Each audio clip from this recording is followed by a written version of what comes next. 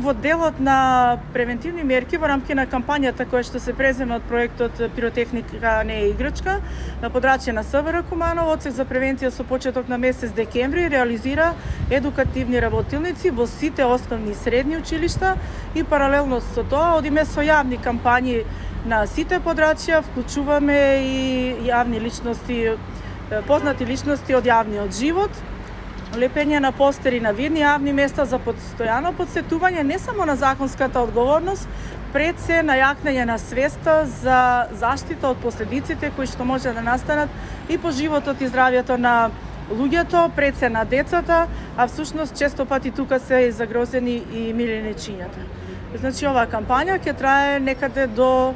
завршување на празниците и во текот на 2022 година до средина на јануари. Бараме и апелираме да не се